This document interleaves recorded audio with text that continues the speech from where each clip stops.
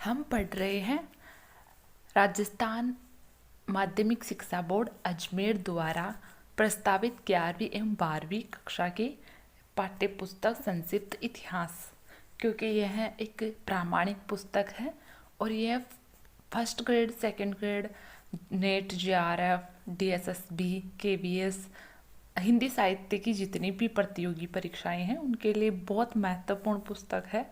और इसका जो इसमें जो मैटर है वो थोड़ा अलग है, प्रामाणिक प्रामाणिक है। इस कारण से हम इसका अध्ययन कर आज हम पढ़ेंगे आदिकाल की अन्य रचनाएं एवं कवि। इससे पूर्व की कक्षाएं अगर आप देखना चाहते हैं, क्लासेस लेना चाहते हैं, तो प्लेलिस्ट बनी हुई है, आप वहां से देख सकते हैं, उनसे लाभ उठा सकते हैं। अगर आप चैनल पर नए हैं तो चैनल को सब्सक्राइब करें, लाइक करें, ताकि हमें भी मोटिवेशन मिले और आपको एक प्रामाणिक जानकारी प्राप्त हो। तो आप पढ़ेंगे हम आदिकाल की अन्य रचनाएं एवं कवि, यानी कि हमने महत्वपूर्ण रचनाएं पढ़ ली है। अब और जो बाकी रह गई है, जो किसी प्रवृत्ति विशेष में नहीं आती है, उन रचनाओं को पढ़ेंगे। और उनमें सबसे पहली रचना है संदेश रासो। संदेश रासो बहुत ही महत्वपूर्ण ग्रंथ है और यह रचना अब्दुल रहमान या अद्दहमान के द्वारा लिखी गई है। तो अब्दुल रहमान आ जाए या अद्दहमान आ जाए, एक ही बात है, एक ही कवि के ये नाम है। तो यहाँ पर हमें बिल्कुल भी कंफ्यूज नहीं होना है। पूछा जाए संदेश रासो का रचयिता कौन है, तो अब्दुल रहमान या अद्दहमान है, और ये प्रश्न बहुत बार आ चुका है। और संदेश रासो है, इसको हिंदी साहित्य के आदिकाल का मेघदूत भी कहा जाता है। ठीक है, तो आदिकाल का मेघदूत किस ग्रंथ को कहा जाता है, तो संदेश रासो को कहा जाता है। क्यों कहा जाता है? क्योंकि यह कोई वीर रस से संबंधित रचना नहीं है, बल्कि एक वियोग श्रृंगार रस से संबंधित एक मार्मिक रचना है, जिसमें मर्म वेदना का वर्णन किया गया है। जैसा मेघदूत में वियोग का मार्मिक वर्णन है, वैसा ही संदेश रासो में भी है। इस कारण से इसको आदिकाल का मेघदूत कहा गया है और इसके रचनाकार अब्दुल रहमान है। यह अपभ्रंश भाषा का महाग्रंथ है। तो ये कौन सा ग्रंथ है, कौन सी भाषा में लिखा गया है? अपभ्रंश भाषा में लिखा गया है। ये भी आप याद रखेंगे, क्योंकि भाषा पूछी जा सकती है। इसमें ऐतिहासिकता के साथ साथ साहित्यिक छटा भी बिखरी पड़ी है। संदेश रासो में हृदय की मर्म वेदना का चित्रण है, बिल्कुल मर्म वेदना का चित्रण है। इसी कारण से इसको आदिकाल का मेघदूत कहा गया है। अब मेघदूत है वो कालिदास का नाटक है, तो वैसा ही यह है, मगर ये नाटक नहीं है, महाग्रंथ है। इस प्रकार के प्रामाणिक ग्रंथ साहित्य के अंधकार में एक ज्योति का कार्य करते हैं। यह वीर रस के काव्य से भिन्न परंपरा का रासो है। मैं पहले बता चुकी हूँ, रासो लगा हुआ है संदेश रासो, मगर यहाँ रासो से हमें वीर रस है उससे रिलेटेड कर देते हैं हम रासो को, मगर ये वीर रस से रिलेटेड नहीं होगा, बल्कि ये वीर रस से भिन्न है, यानी ये वियोग श्रृंगार रस से संबंधित रचना है। इसमें विरहिणी के वियोग की मार्मिकता है। एक विरहिणी एक पति के साथ अपने पति के पास संदेश भेजती है। द्विवेदी लिखते हैं कि इस संदेश में ऐसी करुणा है जो पाठक को बरबस आकृष्ट करती है। इसमें कुल 216 छंद है। तो कितने छंद है इसमें? 216 छंद है। आप क्लास ले तो आप पेन और नोटबुक लेकर बैठे और जो भी इम्पोर्टेंट क्वेश्चंस बन रहे हैं एग्जाम की दृष्टि से उनको नोट करते जाए, ताकि हमारे पास जब ये पुस्तक पूरी हो तब तक हमारे पास हिंदी साहित्य के इतिहास से संबंधित महत्वपूर्ण, मैं कहूँ अति महत्वपूर्ण प्रश्न है वो तैयार हो जाएंगे, जो हमें रिवीजन करने में भी काफ़ी अच्छे रहेंगे और एग्ज़ाम में भी 85% या 80%, 85% के आसपास यहीं से क्वेश्चन बन जाएंगे हमारे। फिर है प्राकृत पेंगलम। तो देखो, प्राकृत पेंगलम है, यह किसी एक रचनाकार द्वारा लिखी गई रचना नहीं है, बल्कि यह बहुत सारे रचनाकारों द्वारा या बहुत सारे कवियों के द्वारा यह रचना लिखी गई है अलग अलग काल में। ठीक है, और प्राकृत पेंगलम, प्राकृत भाषा है और पेंगलम मतलब पिंगल। पिंगल। एक आचार्य हुए थे पिंगलाचार्य, और पिंगलाचार्य ने छंद शास्त्र का प्रवर्तन किया था, यानी छंदों का प्रवर्तन है या छंदों का प्रणेता है वो पिंगलाचार्य थे। और ये शब्द यहाँ पेंगलम से हमें पिंगल है वो समझ में आ रहा है, तो प्राकृत तो भाषा है और पेंगलम मतलब छंद। तो ये जो ग्रंथ है प्राकृत पेंगलम, ये छंद शास्त्र से संबंधित रचना है। इस ग्रंथ के संकलनकर्ता लक्ष्मीधर है। आप याद रखेंगे इसके एक रचनाकार नहीं है, इसलिए रचनाकार से प्रश्न नहीं आएगा। और आ भी जाए कि रचनाकार कौन है तो लक्ष्मीधर को ही हमें बताना पड़ेगा। हालांकि क्वेश्चन गलत है, संकलनकर्ता ही पूछना चाहिए, मगर पूछ ले तो लक्ष्मीधर ही होगा। क्यों होगा, इसका रीजन ये है कि लक्ष्मीधर के जो पद है वो सर्वाधिक हमें प्राप्त होते हैं प्राकृत पेंगलम में। ठीक है, अन्य जो कवि है या अन्य जो रचनाकार हैं उनके कुछ कुछ पद है, जबकि लक्ष्मीधर के ज़्यादा है। इस कारण से इनको रचनाकार मान सकते हैं। अगर क्वेश्चन आए तो उसके अकॉर्डिंग, बाकी संकलनकर्ता ही पूछेगा। संकलनकर्ता लक्ष्मीधर है। और इसके जो टीकाकार है प्राकृत पेंगलम के, जो टीकाकार है जिसने टीका लिखी है प्राकृत पेंगलम में, वो है वंशीधर। तो वंशीधर लक्ष्मीधर एक जैसे ही लगते हैं हमें, मगर कंफ्यूज नहीं होना है। लक्ष्मीधर तो संकलनकर्ता है और टीकाकार है वो वंशीधर है। इसमें आदिकालीन साहित्य का स्वरूप दिखाई देता है। तो आदिकालीन साहित्य का जो आरंभिक रूप है या उसका जो स्वरूप है, भाषा का स्वरूप है, वो हमें इसमें देखने को मिलता है। इसमें विद्याधर, सारंगधर, जज्जल एवं बब्बर आदि कवियों की रचनाओं का संग्रह है। तो ये प्रश्न भी आ सकता है कि कौन कौन से कवियों की रचनाओं का संग्रह है, या फिर आ सकता है कि कौन से कवि की रचनाएं प्राकृत पेंगलम में नहीं है। तो वैसी स्थिति में यहाँ से प्रश्न बन सकता है, तो इम्पोर्टेंट हो जाता है। तो आप इसको नोट कर लेंगे कि कौन कौन से कवियों की इसमें रचनाएं हैं। तो विद्याधर की है, सारंगधर की है, जज्जल, बब्बर और लक्ष्मीधर। ठीक है, इनको आप याद रखेंगे। विद्याधर काशी में कान्यकुब्ज दरबार के एक बहुत ही कुशल एवं विद्वान मंत्री थे। ये जयचंद के विश्वास पात्र मंत्री भी थे। तो जयचंद जो गढ़वाल है उसके विश्वास पात्र मंत्री थे ये विद्याधर। दूसरा महत्वपूर्ण कवि है वो सारंगधर है। इन्होंने एक सुभाषित ग्रंथ की रचना की जो सारंगधर पद्धति के नाम से प्रसिद्ध है। यानी कि जो सारंगधर है उन्होंने एक रचना लिखी है जो सारंगधर पद्धति के नाम से प्रसिद्ध है, और इसको हमीर रासो भी कहते हैं। तो हमीर रासो किसकी रचना है, तो सारंगधर की ही है। और उसके जो 8 पद है वो हमें इस प्राकृत पेंगलम में मिले हैं। और उन 8 पदों के मिलने के कारण ही जो आचार्य रामचंद्र शुक्ल है उन्होंने हमीर रासो जो काव्य है उसकी प्रामाणिकता सिद्ध की है, और उसके रचनाकार सारंगधर को माना है। शुक्ल जी ने इसी सारंगधर के द्वारा रचित हमीर रासो की चर्चा की है। बिल्कुल हम पढ़ चुके हैं। तीसरा महत्वपूर्ण कवि है वो जज्जल नाम का कवि है, और जज्जल भणई पद से राहुल जी इसे जज्जल कवि की रचना मानते हैं। ठीक है,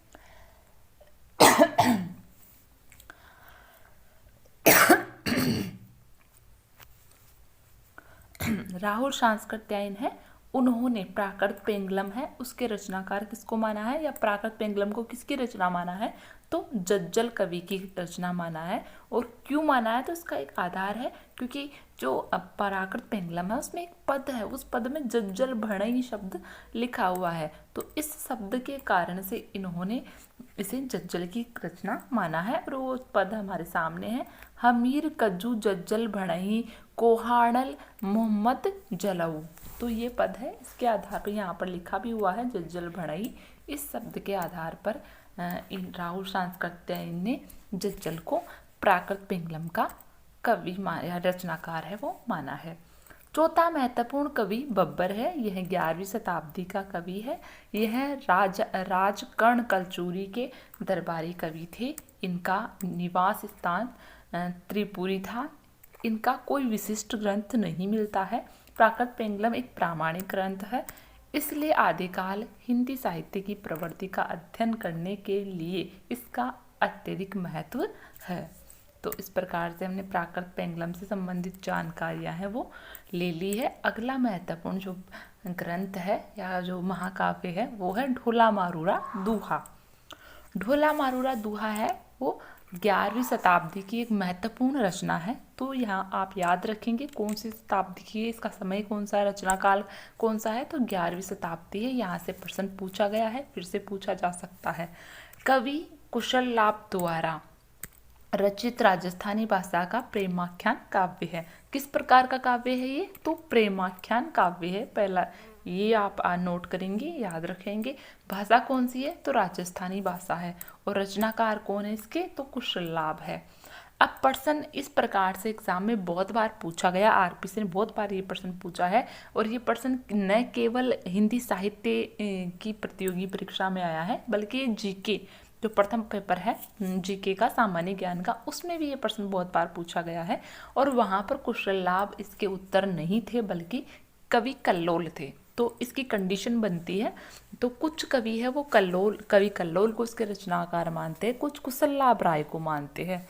और ये दोनों ही कवि है, कुछ विद्वान हैं इनको एक ही मानते हैं। मगर अब जो नवीनतम जो शोध है उनके आधार पर ये सिद्ध हो चुका है कि कुशल लाभ राय और कवि कल्लोल है वो दोनों अलग अलग कवि है। इस कारण से जो ढोला मारूरा दोहा है उसके रचनाकार पूछा जाए आपसे, और ऑप्शन में कल्लोल भी है, कवि कल्लोल भी है और कुशल लाभ राय भी है, तो ऐसी स्थिति में आपको कवि कल्लोल को ही अपना उत्तर मानना है, उसी को अपना उत्तर के रूप में उसका चुनाव करना है, कुशल लाभ राय को नहीं करना है। अगर कवि कल्लोल ऑप्शन में नहीं है, विकल्प में ही नहीं है, तब कुशल लाभ राय हमारा उत्तर सही होगा। तो इस तरह से आप याद कर सकते हैं इसको, क्योंकि ऐसा प्रश्न है वो पूछा जा चुका है, इस आधार से मैंने ये आपको बताया है।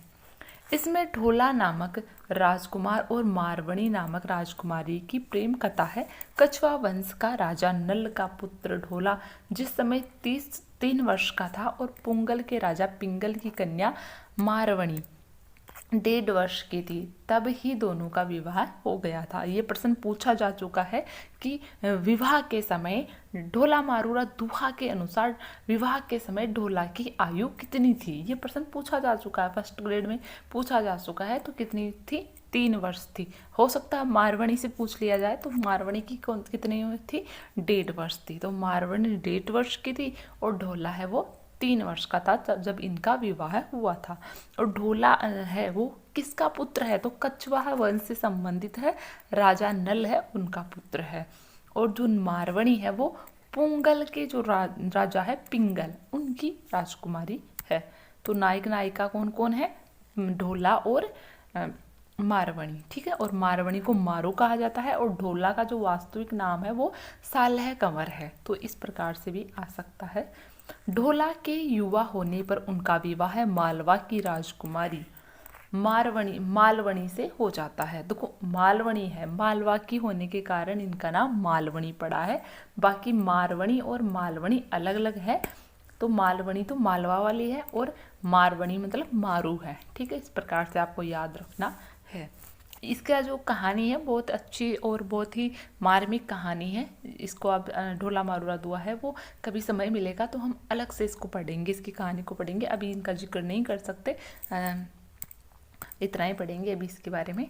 मारवणी अर्थात मारू ढाडियों, ढाडी किसको कहेंगे, जो गांव गांव में जाकर गीत गाने वाली एक जाति होती है, एक विशेष प्रकार की जाति है जो गांव में जाकर जो संदेश के रूप में गीतों को गाती है, वो उनको ढाडी कहते हैं। तो मारू है वो भी ढाडियों के माध्यम से या ढाडियों के साथ ढोला तक संदेश पहुंचाती है। तब ढोला अपनी मारवणी यानी मारू को लेने के लिए पुंगल देश जाता है, तब मारू से मिलन होता है। ढोला मारूरा दुआ आज भी अत्यधिक लोकप्रिय है।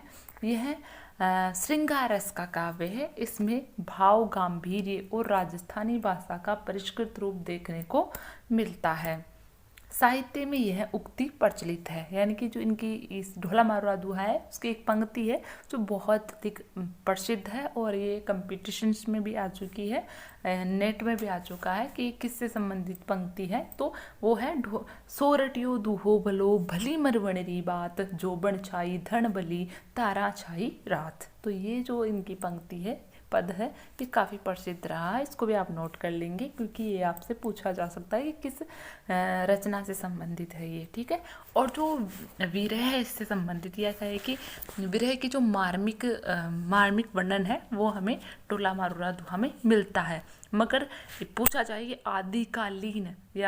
आदिकालीन कौन सी रचना में विरह का मार्मिक चित्रण हुआ है या सर्वाधिक मार्मिक चित्रण हुआ है, या वेदना की दृष्टि से हिंदी साहित्य के आदिकाल का सर्वश्रेष्ठ ग्रंथ कौन सा है, तो फिर वो डोला मारुला दोहा नहीं होगा, वो संदेश रासो होगा, ठीक है। तो संदेश रासो है वो आदिकाल का सबसे सर्वश्रेष्ठ विरह वेदना से संबंधित रचना है, ठीक है। दूसरे सेकंड नंबर पे डोला मारुला दोहा आता है।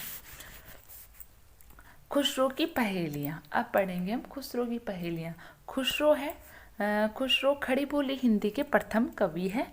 हिंदी के नहीं है, खड़ी बोली हिंदी ये है, ठीक है।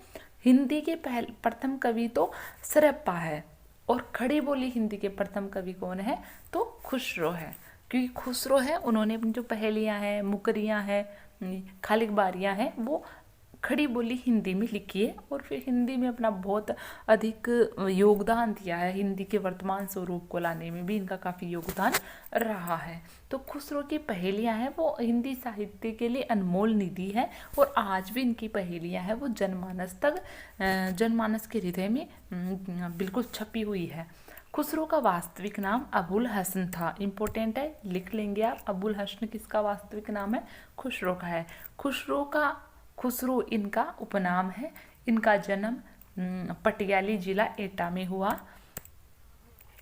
इनका समय गुलाम वंश से लेकर तुगलक वंश तक रहा, ठीक है। तो ये इनका जो समय है, ये गुलाम वंश में इनका जन्म हुआ था, मतलब गुलाम वंश था। गुलाम वंश की जब सत्ता थी तब से ये कवि के रूप में कार्य कर रहे थे, और तुगलक वंश की सत्ता आने तक ये बने रहे या जीवित रहे।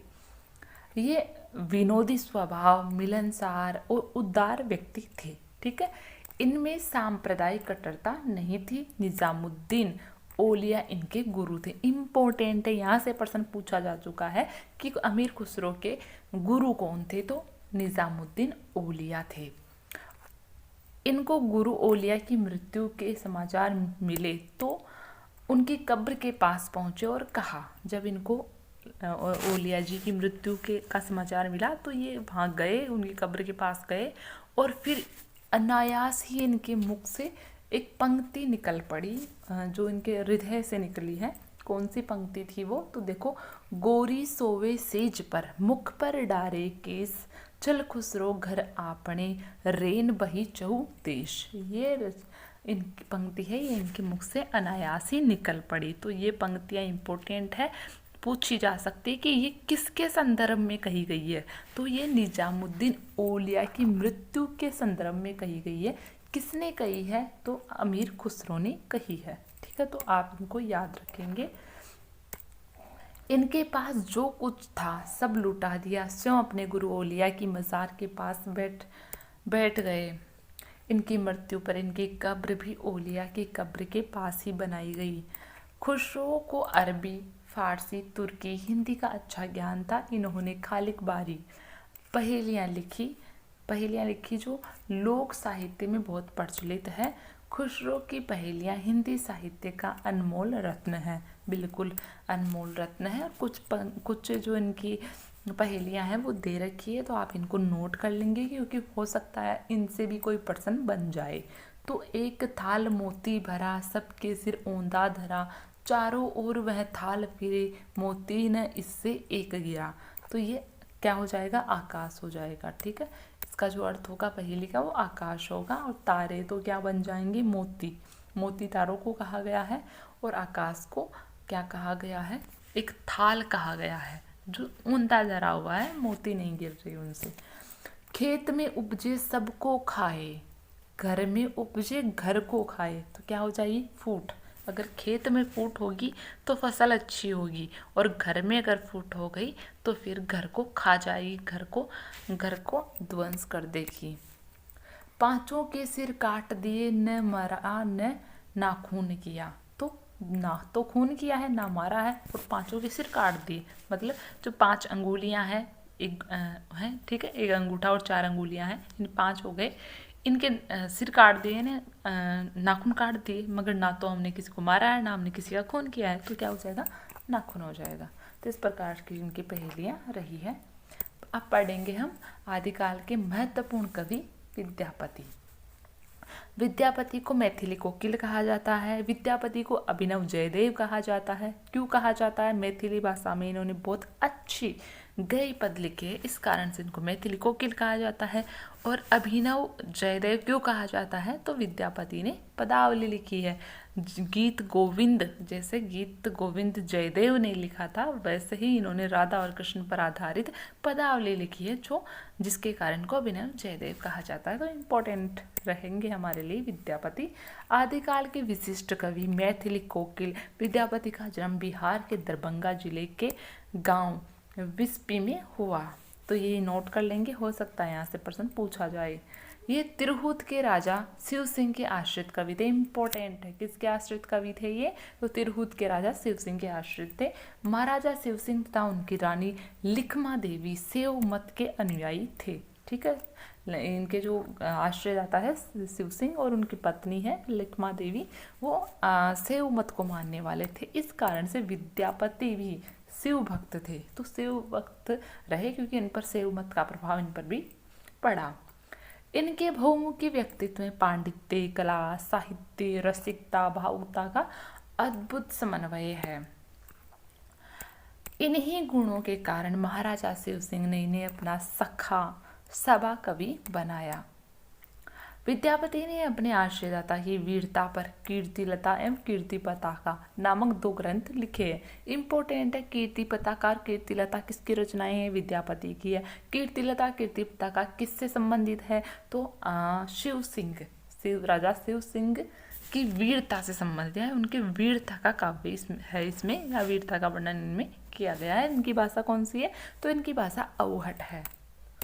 देखेंगे हम इसको। इसमें वीर रस के साथ साथ कहीं कहीं श्रृंगार की छटा भी दिखाई देती है। कौन से रस में लिखी गई है रचनाएं? श्रृंगार और वीर रस में लिखी गई। इन कृतियों में अपभ्रंश के स्थान पर अवहट भाषा का प्रयोग किया गया है। तो ये प्रश्न फर्स्ट ग्रेड में आया भी था कि कीर्ति लता की भाषा कौन सी है? तो अवहट है। ठीक है, तो अवहट भाषा में ये लिखे गए हैं। अतः यह दोनों अवहट भाषा के ग्रंथ है। कहते हैं कि रानी लिखमा देवी के कहने पर इन्होंने राधा कृष्ण की भक्ति के रूप में विद्यापति पदावली की रचना की। किसके कहने पर? लिखमा देवी के कहने पर। कौन सी रचना की? तो विद्यापति पदावली की रचना की। इसमें माधुर्य भाव से भरा संगीत है। इसी कारण इनको अभिनव जयदेव कहते हैं। तो अभिनव जयदेव किसको कहते हैं? विद्यापति को। क्यों कहते हैं? क्योंकि उन्होंने विद्यापति पदावली लिखी है, जो राधा कृष्ण से संबंधित है, उनकी भक्ति संबंधित है। विद्यापति पदावली को कई विद्वान भक्ति रस की न मानकर श्रृंगारिक मानते हैं। तो ये बहुत इंपॉर्टेंट क्वेश्चन है। यहाँ से काफ़ी विवाद भी उत्पन्न हुए हैं। कोई इनको श्रृंगारिक कवि मानता, कोई नहीं मानता, कोई भक्त कवि मानता, कोई श्रृंगारिक कवि मानता है। तो देखेंगे इन मतों को, देखेंगे कौन कौन क्या क्या मान रहा है। श्रृंगारिक कवि मानने वाले विद्वानों में आचार्य रामचंद्र शुक्ल, रामवृक्ष बेनीपुरी, डॉक्टर रामकुमार वर्मा है। तो डॉक्टर रामकुमार वर्मा, रामवृक्ष बेनीपुरी, आचार्य रामचंद्र शुक्ल, इन्होंने विद्यापति को श्रृंगारी कवि माना है, क्योंकि इन्होंने जो पदावली है उसमें राधा और कृष्ण के सौंदर्य का, उनके प्रेम का इतना अतिशोक्ति वर्णन किया है, या कहे कि ऐसा वर्णन किया है जो कि भक्ति संबंधित नहीं हो सकता, श्रृंगारिकता से संबंधित ही है। उसमें श्रृंगारता दिखाई देती है, भक्ति कहीं दिखाई नहीं देती। और उसका एक उदाहरण भी हमें दिया हुआ है, तो देखते हैं हम। इनका एक उदाहरण द्रष्टव्य है। कामिनी करे सनाने, हेर तही हृदय हनये पंचबाने, चिकुर गरये जलधारा, जनी मुख सनी उर रोए अंधारा। तो इस प्रकार से ये जो कोई कामनी यानी कोई युवती स्त्री है, कामनी स्त्री है, वो स्नान कर रही है। ठीक है, तो उसके बालों का, उनके सौंदर्य का कितना मतलब श्रृंगारिक वर्णन किया गया है। तो यहाँ पर कहीं भी हमें भक्ति नहीं दिखाई देती, हमारे अंदर इसको पढ़कर भक्ति वाला भाव उत्पन्न ही नहीं होता, बल्कि श्रृंगारिकता का भाव उत्पन्न होता है। इस कारण से इन्होंने माना है श्रृंगारिक कवि। इसे देखकर डॉक्टर रामकुमार वर्मा कहते हैं, विद्यापति के बाह्य संसार में भगवत भजन कहाँ है, ईश्वर संधि में ईश्वर कहाँ, संदेशनाथा में ईश्वर से नाता कहाँ, अभिसार में भक्ति का सार कहाँ। किंतु कुछ विद्वान इनको भक्त कवि मानते हैं। बाबू श्याम सुंदर दास, पंडित हरप्रसाद शास्त्री, पंडित शिवनंदन ठाकुर, प्रोफेसर जनार्दन मिश्र तथा हिंदी की सर्वश्रेष्ठ आलोचक एवं भक्ति साहित्य के मर्मज्ञ आचार्य हजारी प्रसाद द्विवेदी ने विद्यापति की चर्चा भक्त कवियों के प्रसंग में की है। तो इनको भक्त कवि कौन कौन मानता है? तो बाबू श्याम सुंदर दास, पंडित हरप्रसाद शास्त्री, पंडित शिव नंदन ठाकुर, प्रोफेसर जनार्दन मिश्र और आचार्य हजारी प्रसाद द्विवेदी ये मानते हैं। तो इनको आप लिख लेंगे, श्रृंगारिक कवि कौन मान रहा है और भक्त कवि कौन मान रहा है, इनको लिख लेंगे, क्योंकि ऐसे पर्सन है वो उलझाने वाले हार्ड टाइप के जो क्वेश्चन होते हैं वो यहीं से बनेंगे आपके। उनकी पदावली को धर्म ग्रंथ एवं भक्ति साहित्य में नई प्रेरणा देने वाला माना है। बंगाल, असम, उड़ीसा के वैष्णव भक्तों का यह विशेष प्रिय ग्रंथ रहा है। और इसका एक उदाहरण भी है, जय जय शंकर जय त्रिपुरारी, जय अध पुरुष जयति अधनारी। तो ये इनका एक उदाहरण है। कहते हैं, क्या कहते हैं इनके बारे में, एक किंवदंती है, प्रचलित है, जनश्रुति प्रचलित है। कहते हैं कि चैतन्य महाप्रभु विद्यापति के पद गाते गाते बेहोश होकर गिर जाते थे, इसलिए तो विद्यापति की पदावली चैतन्य संप्रदाय में धार्मिक ग्रंथ के सम्मान पूजी जाती है। तो चैतन्य संप्रदाय है, उसमें विद्यापति पदावली है, उसको एक सम्मानित ग्रंथ माना गया है, पूज्य ग्रंथ माना गया है। और चैतन्य महाप्रभु उसको गाते गाते बेहोश हो जाते, इतने लीन हो जाते थे, अपनी सब शुद्ध बुद्ध खो देते थे। इतना शानदार है रचना रही है। पूर्वी भारत में वैष्णव संप्रदाय में विद्यापति के पदों का भक्ति परक भजनों के रूप में ग्रहण होना भक्ति भावना का प्रमाण है। विद्यापति आदिकाल के उत्तरार्ध में संक्रांति काल के कवि होने के कारण विगत और अनागत युगों के साहित्य का सहज प्रतिबिंब इनके काव्य में परिलक्षित होता है। ठीक है, तो इस प्रकार से क्योंकि चैतन्य महाप्रभु भी इसको चैतन्य संप्रदाय को धार्मिक और पूज्य ग्रंथ मानता है, इस कारण से इसकी धार्मिकता है वो प्रमाणित हो जाती है। अब पढ़ेंगे हम आदिकाल के गद्य साहित्य। ठीक है, तो आदिकाल में कौन कौन सा गद्य साहित्य है वो लिखा गया है, कौन कौन सी रचनाएं वो गद्य से संबंधित है, क्योंकि गद्य भी लिखा गया है, केवल पद्य ही नहीं लिखा गया, गद्य का भी महत्व है। तो आदिकाल के साहित्य में गद्य रचनाएं बहुत लिखी जाती थी, किंतु कुछ कवियों ने गद्य और पद्य में जो रचना लिखी जाती है उसको चंपू काव्य कहते हैं। तो चंपू साहित्य लिखकर साहित्य के खजाने में अद्भुत रत्न दिए हैं। इनमें प्रमुख रोड़ा नामक कविकृत राउरवेल है। यह गद्य और पद्य का मिश्रित रूप चंपू रचना है। तो जो राउरवेल है वह गद्य और पद्य दोनों में लिखी हुई है, इस कारण से गद्य और पद्य में जो रचना लिखी जाती है उसको चंपू काव्य कहते हैं। तो राउरवेल है वह हिंदी साहित्य का पहला चंपू काव्य है, ये आप याद रखेंगे। और ये किसके द्वारा लिखा गया? तो ये रोड़ा कवि के द्वारा लिखा गया है। दामोदर कृत उक्ति व्यक्ति प्रकरण, ज्योतिरीश्वर ठाकुर कृत वर्ण रत्नाकर गद्य की कृतियां हैं। तो ये इंपॉर्टेंट है, यहाँ से प्रश्न पूछा जा सकता है निम्न में से कौन सी आदिकालीन गद्य साहित्य नहीं है। तो वहाँ पर आपके सामने उक्ति व्यक्ति प्रकरण होगा, वर्ण रत्नाकर होगा, राउरवेल होगा। अरे एक कोई मान लो कोई दूसरी रचना जैसे डोला मारूरा दुआ हो गया, ठीक है, तो फिर वो डोला मारूरा दुआ उत्तर हो जाएगा। या फिर पूछा जा सकता कौन सा गद्य साहित्य है, तो फिर तीन नहीं, जो गद्य नहीं है वो होंगे, एक गद्य वाला होगा। तो इस प्रकार से प्रश्न यहाँ से बन सकता है, तो इनको आप नोट कर लेंगे। पहले पढ़ेंगे हम राउरवेल। राउरवेल मोस्ट इम्पोर्टेंट है। राउरवेल ऐसी रचना है, हिंदी की पहली ऐसी रचना है जो किसी कागज़ पर नहीं लिखी गई, जो किसी ताम्र पत्र पर नहीं लिखी गई, ना किसी ताड़पत्र पर लिखी गई है, बल्कि एक शिलाखंड पर, एक शिला पर, एक पत्थर पर उत्कीर्ण की गई है, खोद खोद कर उत्कीर्ण कर करके ये लिखी गई है। और इसका जो रचना काल है वो कौन सा है, 10वीं शताब्दी है। इम्पोर्टेंट रचना काल से भी प्रश्न बहुत बार पूछा गया है, तो आप याद रखेंगे इसका जो रचना काल है वो 10वीं शताब्दी है। यह गद्य पद्य मिश्रित चंपू काव्य है, ये भी आप याद रखेंगे। हिंदी साहित्य का पहला चंपू काव्य राउरवेल ही है। इसमें राहुल नामक नायिका के नक्षिक वर्णन का प्रसंग है। एक और इम्पोर्टेंट बात, यहाँ से एक और क्वेश्चन बन गया, हिंदी साहित्य का पहला नक्षिक वर्णन किस रचना में मिलता है, तो राउरवेल में ही मिलता है। तो इसमें नायिका है राउर, उसका नक्षिक वर्णन किया गया और यहीं से नक्षिक वर्णन की परंपरा है वो उसकी शुरुआत होती है। पहले सौंदर्य का पद्य में वर्णन किया, बाद में गद्य में इसे वर्णित किया है। तो पहले पद्य का वर्णन है, फिर गद्य में वर्णन है। डॉक्टर नगेंद्र के अनुसार इसी काल में हिंदी में नक्षिक श्रृंगार आरंभ होता है। इसमें उपमा उत्प्रेक्षा आदि अलंकारों का भी प्रयोग हुआ है। तो ये डॉक्टर नगेंद्र के अनुसार है। तो नगेंद्र भी मानते हैं कि नक्षिक वर्णन है वो राउरवेल से ही स्टार्ट होता है। फिर अगली है उक्ति व्यक्ति प्रकरण। उक्ति व्यक्ति प्रकरण महाराजा गोविंद चंद का शासनकाल 12वीं शताब्दी में रहा था। इनके सभा पंडित दामोदर शर्मा, ये दामोदर शर्मा वो भी आ सकता है एग्जाम में, और कहीं कहीं पर दामोदर भट्ट भी आता है। तो दामोदर भट्ट कह दो चाहे दामोदर शर्मा कह दो, एक ही बात है, दोनों ही इसके आंसर होंगे, दोनों एक ही व्यक्ति है। ठीक है, तो दामोदर शर्मा ने 12वीं शताब्दी में इस ग्रंथ की रचना की थी। तो उक्ति व्यक्ति प्रकरण का रचना काल कौन सा है, तो 12वीं शताब्दी है।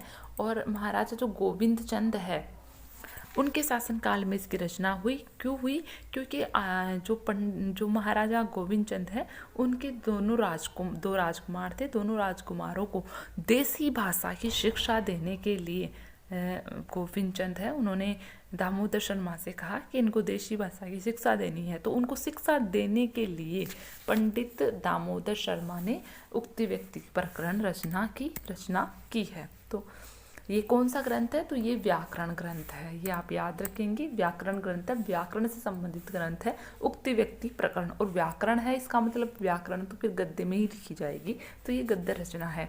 डॉक्टर हजारी प्रसाद द्विवेदी के शब्दों में उक्ति व्यक्ति प्रकरण एक अत्यंत महत्वपूर्ण ग्रंथ है। इसमें गद्य पद्य दोनों शैलियों में तत्सम शब्दावली का प्रयोग हुआ है। इसमें बनारस और उसके आसपास के प्रदेशों की संस्कृति और भाषा का अच्छा प्रभाव पड़ा है। तो इस पर किसका प्रभाव पड़ा है, बनारस के आसपास के प्रदेशों की संस्कृति और भाषा का प्रभाव इस पर देखने को मिलता है। हिंदी व्याकरण पर भी इस समय ध्यान दिया जाने लगा। हिंदी व्याकरण पर भी ध्यान दिया जाने लगा। क्यों ध्यान दिया जाने लगा, क्योंकि उक्ति व्यक्ति प्रकरण है वो व्याकरण ग्रंथ है। इसका मतलब व्याकरण को जानने की जिज्ञासा लोगों में उत्पन्न होने लगी थी, उनकी रुचियां है वो व्याकरण की तरफ बढ़ने लगी थी। अगली रचना है हमारे सामने वर्ण रत्नाकर। और वर्ण रत्नाकर भी एक गद्य साहित्य है। इस ग्रंथ का प्रकाशन डॉक्टर सुनीति कुमार चटर्जी पंडित बबुआ मिश्र के संपादन में बंगाल एशियाटिक सोसाइटी से हुआ। याद रखेंगे आप, इसका संपादन किसने करवाया, डॉक्टर सुनीति कुमार चटर्जी पंडित बबुआ मिश्र ने। और इसका प्रकाशन कहाँ हुआ, तो बंगाल एशियाटिक सोसाइटी में हुआ। यह 14वीं शताब्दी की रचना है। तो याद रखेंगे आप कौन सी शताब्दी की है, 14वीं। तो ये समय आप याद रखेंगे। इसके लेखक ज्योतिरीश्वर ठाकुर नामक मैथिली कवि है। तो मैथिली भाषा के कवि है ज्योतिरीश्वर ठाकुर, उनकी रचना ये है वर्ण रत्नाकर। इसकी भाषा अलंकारिक कवित्वपूर्ण है। नायिका का वर्णन भी तत्सम शब्दावली में किया गया है और वो उसका उदाहरण भी हमारे सामने दिया हुआ है। उज्ज्वल कोमल लोहित समसंतुल सालंकार पंचगुण संपूर्ण चरण। इस प्रकार हिंदी गद्य की यह प्रमुख कृतियों का हिंदी साहित्य में महत्वपूर्ण योगदान है। तब से गद्य रचना का प्रवाह अखंड रूप से प्रवाहित होता रहा है। तो आदिकाल से ही गद्य रचनाएं हैं वो लिखी जाने लगी थी हिंदी साहित्य के अंतर्गत। वर्ण रत्नाकर है, यह एक शब्दकोश है, एक शब्दकोश जैसी ये रचना है।